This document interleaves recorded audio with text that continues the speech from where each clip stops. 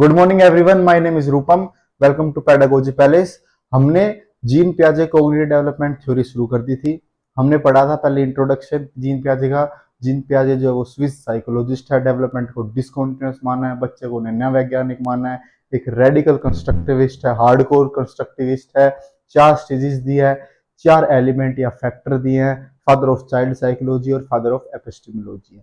उसके बाद हमने पढ़ा 4 एलिमेंट्स, मैचुरेशन, जेनेटिक्स, दूसरा जो था वो एक्टिविटी और एक्सपीरियंस, तीसरा social interaction and equilibration. Equilibration के 2 प्रोसेस थे, एक तो अडेप्टेशन और एक ऑर्गेनाइजेशन।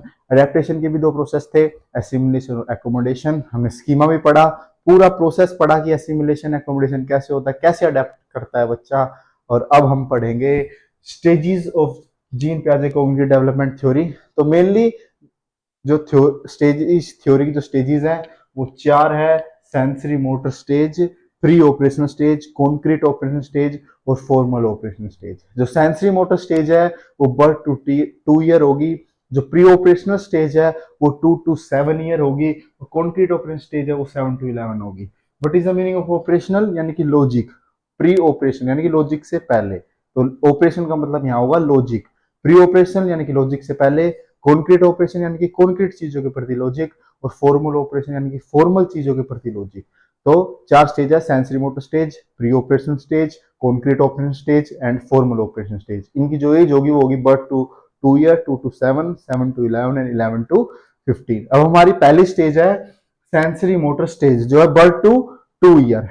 इस स्टेज में 6 में इसको सब स्टेज में डिवाइड कर देते हैं, लेकिन ये जो सब स्टेजेस है ये सीटेट में पूछी नहीं जाती, तो अभी हम इसको नहीं पढ़ेंगे, हम इसको बाद में पढ़ेंगे। जैसे कि सब स्टेज, इसमें 6 सब स्टेज है, primary circular reaction, secondary circular reaction, tertiary circular reaction. ये सेंसरी मोटर स्टेज की सब स्टेजेस है, ये सीटेट में नहीं पूछी जाती, तो हम उनको बाद में पढ़ेंगे। अभी जो पूछा जाता है वो पढ़ेंगे। तो पहली स्टेज है sensory motor stage, birth to 2 year. इसकी कैरेक्टरिस्टिक्स पढ़ेंगे हम। इसमें पहली कैरेक्टरिस्टिक्स है ऑब्जेक्ट परमानेंस। ऑब्जेक्ट परमानेंस क्या होता है?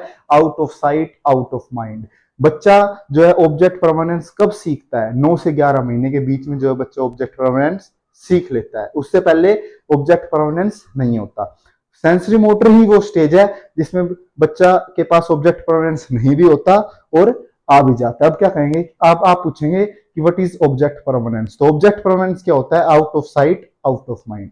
मान लो कि बच्चा जो है वो 9 महीने से पहले की बात कर रहा हूं मैं, क्योंकि 9 से 11 महीने के बीच में तो ऑब्जेक्ट परमानेंस आ जाएगा।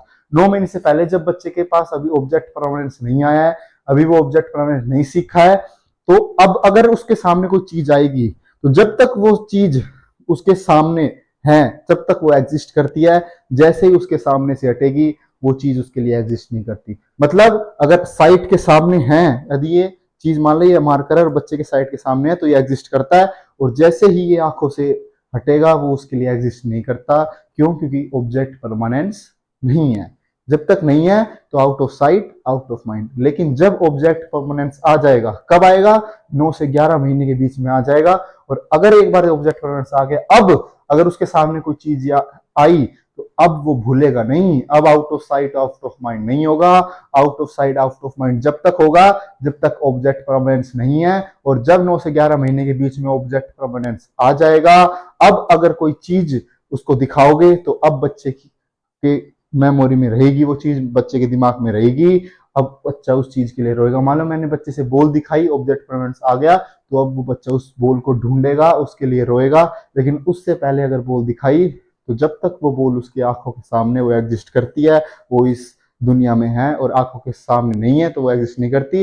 लेकिन जब ऑब्जेक्ट परमानेंस आ जाएगा 9 से 11 महीने बीच, तो अब वो रोएगा। अब आउट ऑफ साइट के बाद भी उसको वो चीज एग्जिस्ट करती है। तो ऑब्जेक्ट परमानेंस मैंने बताया, मेरे हिसाब से समझ में आ गया हो गया, वो 9 से 11 महीने के बीच में आता है। दूसरा है डेफर्ड इमिटेशन। डेफर्ड का मतलब होता है गलत, और इमिटेशन का मतलब होता है नकल करना। गलत नकल करेगा। मान लो कि वो देख रहा है कि मम्मी मेकअप कर रही है, तो लिपस्टिक जो वो लिप्स पे लगा रही है और आई लाइनर आईज पर, बच्चा क्या करेगा कि नकल करेगा। जो आई लाइनर है वो लिप्स पे लगा लेगा और लिपस्टिक आईज पर लगा लेगा। नकल करना सीख चुका है बच्चा, लेकिन कैसी करेगा? सही नकल अभी नहीं कर पाएगा, वो गलत नकल करेगा। Deferred imitation. मान ले उन बच्चे ने देखा कि पापा जो है वो उनकी शेविंग कर रहे हैं, तो वो उल्टी सुल्टी कैसे भी सेविंग करनी शुरू कर देगा, किसी जो चीज कहीं की होगी वो कहीं लगाएगा। तो ये क्या होगा, डेफर्ड इमिटेशन। थर्ड है गोल डायरेक्टेड बिहेवियर। गोल डायरेक्टेड बिहेवियर है वो हमारा बचपन से ही शुरू हो जाता है, वो सेंसरी मोटर स्टेज से ही शुरू हो जाता है अकॉर्डिंग टू जीन पियाजे। उन्होंने कहा कि जो गोल डायरेक्टेड बिहेवियर है वो सेंसरी मोटर स्टेज में आता है, यानी कि बर्थ से 2 ईयर के बीच में गोल डायरेक्टेड बिहेवियर आ जाता है। गोल डायरेक्टेड बिहेवियर हम भी कर रहे हैं, जैसे कि हम क्यों पढ़ रहे हैं, ताकि हमारा सीटेट क्लियर हो, फिर हम क्यों पढ़ेंगे, ताकि हमारा डी ट्रिपल एस भी क्लियर हो, केवीएस क्लियर हो। तो हम क्या कर रहे हैं, गोल डायरेक्टेड बिहेवियर क्या कर रहे हैं, पढ़ रहे हैं। ये हम कब से शुरू कर देते हैं, हम जन्म से शुरू कर दिए। बच्चों ने, मान लो बच्चा है, नवजात शिशु है, एक न्यू बोर्न बेबी है, उसने देखा कि बोल रखी है दूध, तो वो एफर्ट्स लगाएगा उधर उसकी तरफ जाएगा, मिलने चल के जाए या फिर कैसे भी जाए, तो वो एफर्ट्स तो लगा रहा है ना, तो जो एफर्ट्स लगा के उस बोल तक पहुंचेगा, वो बोल को उठा लेगा, तो वो बोल उठाना भी उसके लिए क्या है, एक गोल है। और वो क्या कर रहा है, गोल डायरेक्टेड बिहेवियर कर रहा है, गोल डायरेक्टेड बिहेवियर। तो कब से शुरू हो जाता है, सेंसरी मोटर स्टेज से। अगला है कोऑर्डिनेशन ऑफ रिफ्लेक्सेस। इसमें क्या है, रिफ्लेक्सेस आ जाते हैं। रिफ्लेक्सेस क्या होते हैं, मान लो मैंने गर्म पानी, बहुत तेज गर्म पानी, और मैंने उसको हाथ लगाया, तो मेरा एकदम से मैं हाथ पीछे खींच लूँ, ये क्या है, रिफ्लेक्स है। एकदम से मेरे आंखों में लाइट पड़ेगी तो मैं आंख बंद कर लूँ, ये क्या है, रिफ्लेक्सेस है।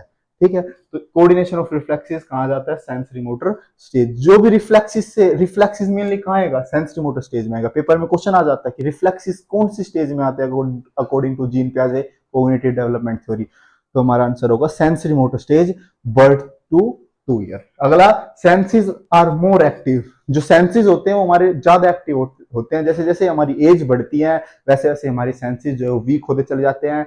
एग्जाम्पल, हमारे जो दादा दादी है उनको ऊंचा सुनता है, रोटी में नमक कम लगता है, रोटी टाइट लगने लग जाती है। क्यों, क्योंकि जो सेंसेस है, जो सुनने की क्षमता है, कितना ही गर्म पानी दे दो उनको गर्म नहीं लगता। क्यों, क्योंकि जो सेंसेस है वो वीक हो चुके हैं। जो बच्चा होता है, नवजात शिशु होता है, न्यू बोर्न बेबी होता है, उसके जो सेंसेस होते हैं वो बहुत एक्टिव होते हैं एज कंपेयर टू जैसे जैसे एज बढ़ती है उनके बजाय। ठीक है, तो सेंसेस क्या होती है, मोर एक्टिव होता है। तो ये सेंसरी मोटर स्टेज की ये कैरेक्टरिस्टिक्स थी।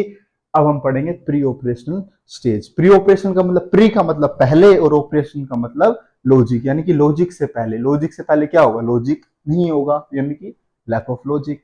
ठीक है, प्री ऑपरेशनल स्टेज ये कब होती है, ये होती है 2 to 7 ईयर तक, प्री ऑपरेशनल स्टेज।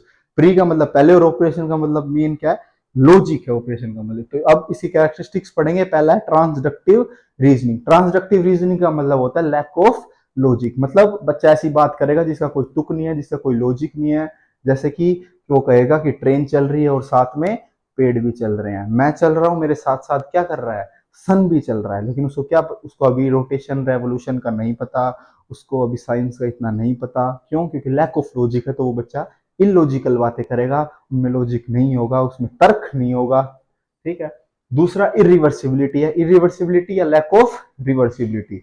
बच्चे को ये तो पता होगा कि बर्फ से आइस बन सकती है, लेकिन उसको ये नहीं पता कि आइस से भी बर्फ बन सकती है। उसको ये पता है कि अगर हम पानी को मेल्ट करेंगे तो वो क्या बन जाएगा, आइस बन जाएगी। ठीक है, तो अगर ये नहीं पता कि आइस से भी पानी बन सकता है। या बच्चे को ये तो पता है कि घर से वो बच्चा स्कूल तो जा सकता है, लेकिन स्कूल से बच्चा घर नहीं आ सकता। उसको घर से स्कूल का रास्ता पता है, लेकिन स्कूल से घर का रास्ता नहीं पता। यानी कि रिवर्स गियर में दिक्कत है, उल्टा होने में दिक्कत है, इरिवर्सिबिलिटी है, लैक ऑफ रिवर्सिबिलिटी या इरिवर्सिबिलिटी। अगला है ईगोसेंट्रिक। ईगोसेंट्रिक का मतलब क्या होता है, अहम केंद्रीयतावाद। मैंने बताया था जब हम क्या पढ़ रहे थे, स्टेजेस ऑफ डेवलपमेंट पढ़ रहे थे, किस में आता है, अर्ली चाइल्डहुड में आता है ईगोसेंट्रिक। मैंने बताया था जब स्टेजेस ऑफ डेवलपमेंट पढ़ी थी हमने, अर्ली चाइल्डहुड जब पढ़ा था उसमें बताया था कि ईगोसेंट्रिक आता है। ईगोसेंट्रिज्म या ईगोसेंट्रिक का मतलब क्या होता है, अहम केंद्रीयतावाद, हिंदी में बोलते हैं। मतलब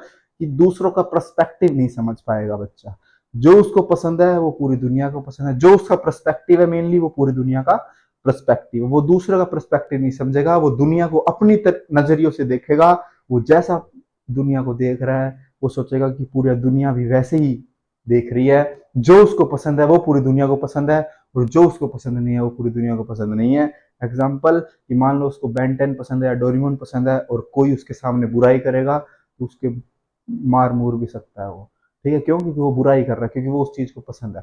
अब इसके लिए एक मेन क्वेश्चन जो है वो आ जाता है कभी कभी कि ईगोसेंट्रिक या ईगोसेंट्रिज्म के लिए जीन पियाजे ने कौन सा मॉडल दिया, तो वो आएगा 3D माउंटेन मॉडल दिया। ईगोसेंट्रिक के लिए कौन सा मॉडल दिया, 3D माउंटेन मॉडल। या एक रिवर्स करके क्या पूछ लेगा कि 3D माउंटेन मॉडल जीन पियाजे ने किस चीज के लिए दिया, तो ईगोसेंट्रिज्म के लिए दिया। ईगोसेंट्रिक को समझाने के लिए दिया। क्या था three ring model, sorry three ring model नहीं, थ्री माउंटेन मॉडल। क्या था थ्री माउंटेन मॉडल, कि बीच में एक मॉडल बना दिया माउंटेन का। इस साइड उन्होंने बच्चे को बैठाया और इस साइड डोल को बैठाया। बच्चे से पूछा कि बताओ आपको क्या दिख रहा है, उन्होंने कहा कि मेरे को माउंटेन की पीक दिख रही है। दो माउंटेन लिए, एक छोटा माउंटेन एक बड़ा। इस साइड बच्चा बैठा है, इस साइड डोल। मान लो इस साइड चाइल्ड है, इस साइड डोल है। ये छोटा माउंटेन है, ये बड़ा माउंटेन है, ठीक है। इसकी हाइट इतनी है और इस बच्चे की जो हाइट है वो इतनी करी गई, थोड़ा ऊपर। बच्चे को थोड़ा ऊपर बैठाया गया, डोल के थोड़ा नीचा। जो छोटा माउंटेन था वो डोल की हाइट रखी गई और जो बड़े माउंटेन था वो बच्चे की हाइट। अब बच्चे से पूछा गया कि आप बताओ कि क्या दिख रहा है। उन्होंने कहा कि मेरे को माउंटेन की पीक दिख रही है, पीक, ठीक है। अब इन्होंने पूछा कि डोल को क्या दिख रहा है। इन्होंने कहा कि डोल को भी वही दिख रहा है जो मेरे को दिख रहा है। क्या डोल को वही दिख रहा है जो उसको दिख रहा है? ये पीक ये इसको दिख रही है बच्चे को, डोल को तो ये दिख रहा है। इसका मतलब क्या हुआ कि वो दूसरों का पर्सपेक्टिव नहीं समझ पा रहा। तो यही होता है इगोसेंट्रिक। इन्होंने दिया 3D माउंटेन मॉडल। अगला है एनिमिज्म। एनिमिज्म क्या होता है कि नॉन लिविंग थिंग को क्या मान लेता है, लिविंग थिंग। एक डोल लाएगा बच्चा, उसको नहलाएगा, खिलाएगा पिलाएगा, एक लिविंग थिंग मानेगा। गिर जाएगा तो मम्मी कहेगी कि कोई नहीं, गिर गया, चीटी मर गई, फर्श ने मारी, फर्श के दो थप्पड़ मारेगी मम्मी, तो वो खुश हो जाएगा कि फर्श की भी पिटाई लग गई। लेकिन उसको क्या पता कि वो नॉन लिविंग थिंग है, उसके कुछ नहीं होगा। लेकिन बच्चा इसमें क्या मानता है, नॉन लिविंग थिंग को भी क्या मानता है, लिविंग थिंग मानता है। अगला है सिंबॉलिक थॉट। प्री ऑपरेशनल में एकमात्र पॉजिटिव चीज है, एकमात्र पॉजिटिव सकारात्मक चीज क्या है, वो है सिंबॉलिक थॉट। बच्चा सिंबल से सीखना शुरू कर देगा। ये भी मैंने जब मैं स्टेजेस ऑफ डेवलपमेंट पढ़ा रहा था तो बताया था कि अर्ली चाइल्डहुड में आता है क्या, सिंबॉलिक थॉट। मतलब दूसरा नाम क्या है, सिम्योटिक फंक्शन। मतलब अब बच्चा सिंबल से ही डिनोट करना शुरू कर देगा। अब हम बच्चे के सामने ए बनाएंगे तो वो एक ए से ही समझ जाएगा कि ए फॉर एप्पल होता है, वो खाने की चीज होती है, वो रेड कलर की होती है। तो ये सब क्या है, सिंबॉलिक थॉट है। और सिंबॉलिक थॉट क्या है, एकमात्र पॉजिटिव चीज है किसकी, प्री ऑपरेशनल स्टेज की। ये सब नेगेटिव है। देखो ट्रांसडक्टिव रीजनिंग नेगेटिव है, रिवर्सिबिलिटी नेगेटिव है, इगोसेंट्रिक नेगेटिव है, एनिमिज्म नेगेटिव है। हम ये दो चीज पढ़ेंगे, सेंट्रेशन और लैक ऑफ कंजर्वेशन, ये भी नेगेटिव है। एकमात्र पॉजिटिव चीज क्या है, सिंबॉलिक थॉट। ये याद रखनी है, ये पेपर में भी आ जाता है कि एकमात्र चीज प्री ऑपरेशन में पॉजिटिव क्या है, वो है सिंबॉलिक थॉट या सिम्योटिक फंक्शन। अगला है सेंट्रेशन। सेंट्रेशन का मतलब क्या होता है, बच्चा एक डायमेंशन पर फोकस करेगा, एक एस्पेक्ट पर फोकस करेगा।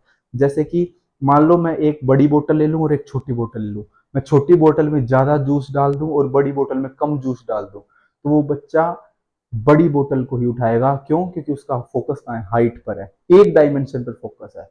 और जब वो, अभी मैं आगे समझाऊंगा लैक ऑफ कंजर्वेशन। अभी सेंट्रेशन का मतलब क्या है कि एक डायमेंशन पर फोकस कर रहा है बच्चा। या फिर हाइट पे कर सकता है, वॉल्यूम पे कर सकता है, वेट पे कर सकता है, साइज पे कर सकता है, कलर पर कर सकता है। जब यदि किसी एक डायमेंशन पर फोकस हो रहा है तो वो क्या है, सेंट्रेशन है। और जब वो डायमेंशन हाइट हो जाएगा तो वो लैक ऑफ कंजर्वेशन है।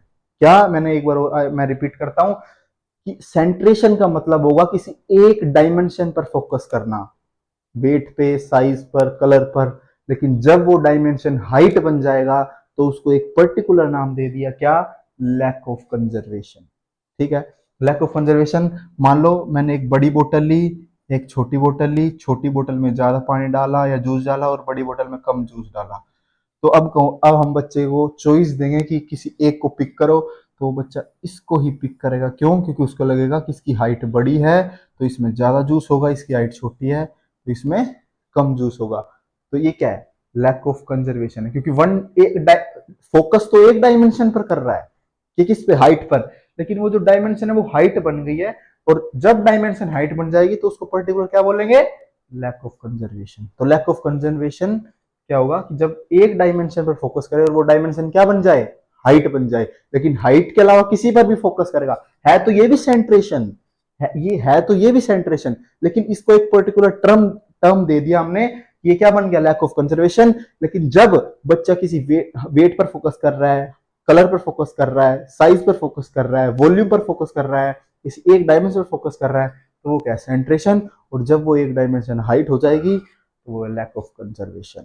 Conservation, lack of conservation mainly कितने प्रकार का होता है, 4 प्रकार का। और ये बच्चा सीक्वेंस में सीखता है। पहले बच्चा नंबर का कंजर्वेशन सीखेगा, नंबर, फिर लेंथ, फिर वेट और फिर volume. Number, length, weight, volume, ये क्या होता है, टाइप ऑफ कंजर्वेशन। अब मैं कह दूं जैसे कि एग्जांपल, मैं ये समझा रहा हूं कि नंबर का कंजर्वेशन, मैंने 5 सर्कल लिए और इनको एक साथ रख दिया, 3 4 5, ठीक है, 5 और एक को ऐसे रखा मैंने। अगर अब हम बच्चे को पूछेंगे कि बताओ इसमें ज्यादा सर्कल है, इसमें ज्यादा सर्कल है, वो कहेगा इसमें ज्यादा है। क्यों, क्योंकि इसकी हाइट बड़ी हो गई और इसकी हाइट कम है। उसको लगेगा कि हाइट बड़ी है तो ज्यादा इसमें होगा, लेकिन है तो बराबर, है ना। इधर भी 5 है, इधर भी 5 है। इसको फैला के रख दिया तो उसको क्या लगा कि ये ज्यादा है, और इसको थोड़ा हमने इकट्ठा करके रखा तो उसको क्या लगा कि ये कम है, लेकिन है तो बराबर। अब लेंथ का एक एग्जांपल लेता हूं। मान लो मैंने 2 वुडन स्टिक ली और इनको ऐसे रख दिया, 2 बराबर ऐसे रख दिया ऐसे, ठीक है, दो दो वुडन स्टिक ली और एक तरफ ऐसे रख दिया 2 और लेकर। तो अब मैं पूछूंगा कि किसमें ज्यादा है वुडन स्टिक्स, तो वो कहेगा कि इसमें ज्यादा है वुडन स्टिक। क्यों, क्योंकि ये थोड़ी फैला के रखी गई है, तो ये इसमें हाइट या लेंथ ज्यादा होगी, इसमें कम है, तो उसको लगेगा कि इसमें वुडन स्टिक्स ज्यादा है और इसमें कम है। लेकिन है तो दो दो ही बराबर है, ये क्या है, लेंथ है। ऐसे ही वेट है, ऐसे ही वॉल्यूम। तो 4 टाइप का लैक ऑफ कंजर्वेशन होता है, नंबर, लेंथ और वेट और वॉल्यूम। ये एक सीक्वेंस में सीखता है बच्चा, वो हम आगे कॉन्क्रीट में पढ़ेंगे और अच्छे से। तो lack of conservation, centration, animism, egocentric, irreversibility और ट्रांसडक्टिव रीजनिंग या लैक ऑफ लॉजिक, ये सब क्या है, नेगेटिव पॉइंट है। किसके कैरेक्टरिस्टिक्स है, प्री ऑपरेशन स्टेज के कैरेक्टरिस्टिक्स है। प्री ऑपरेशन स्टेज का एकमात्र पॉजिटिव चीज क्या है, सिंबॉलिक थॉट। अब हम पढ़ेंगे प्री ऑपरेशन स्टेज की सब स्टेज। जैसे कि सेंसरी मोटर जो स्टेज थी उसकी सब स्टेज थी वो नहीं पूछ जाती, लेकिन जो प्री ऑपरेशन स्टेज है उसकी सब स्टेज पूछ लेते हैं। उन उसकी जो 6 थी सेंसरी मोटर की और प्री ऑपरेशन की 2 सब स्टेज है। पहली है प्री कंसेप्चुअल और दूसरी है intuitive. Pre conceptual 2 to 4 year है और इंट्यूटिव 4 to 7 ईयर है। और 2 to 4, 4 to 7 ये बन गया, 2 से और 7 के बीच में ये आ गई है। तो प्री ऑपरेशन स्टेज की 2 सब स्टेज है, प्री कंसेप्चुअल और एक इंट्यूटिव। प्री कंसेप्चुअल में क्या होगा, सिंबॉलिक थॉट सीखेगा। अगर आपसे कोई पूछ ले कि सिंबॉलिक थॉट बच्चा किस स्टेज में सीख रहा है जीन पियाजे की थ्योरी में, तो वो आएगा प्री ऑपरेशन स्टेज। लेकिन यदि कोई आपसे पूछ ले कि बच्चा कौन सी सब स्टेज में सीखेगा सिंबॉलिक थॉट या सिम्योटिक फंक्शन, तो आएगा pre conceptual. Pre conceptual stage में जो है बच्चा वो सिम्योटिक फंक्शन, एकमात्र पॉजिटिव चीज प्री ऑपरेशन की, वो कहां सीख रहा है, कौन सी सब स्टेज है, प्री कंसेप्चुअल सब स्टेज है। कब से है, 2 to 4 क्या सीखेगा, सिम्योटिक थॉट या सिम्योटिक फंक्शन या सिंबॉलिक थॉट, सिंबॉलिक थॉट या सिम्योटिक फंक्शन। अगला है इंट्यूटिव। इंट्यूटिव स्टेज है, इसमें क्या होगा, ये होगी 4 से 7 ईयर तक या 4 to 7 ईयर। इसमें क्या होगा, ईगोसेंट्रिज्म जो है वो कम हो जाएगा और ट्रांसडक्टिव रीजनिंग बढ़ जाएगी। अब क्या होगा, धीरे धीरे बच्चा जैसे ही प्री ऑपरेशन स्टेज के एंड में आएगा तो क्या होगा, transductive reasoning, lack of logic बढ़ जाएगा, इलॉजिकल चीजें बातें करना बढ़ जाएंगी। और जो ईगोसेंट्रिज्म है, अहम केंद्रीयतावाद है, वो कम हो जाएगा। तो आपको याद रखना है, कोई पूछ ले मेनली क्वेश्चन आ जाता है कि कौन सी सब स्टेज है जिसमें सिम्योटिक फंक्शन या सिंबॉलिक थॉट आता है, वो है प्री कंसेप्चुअल।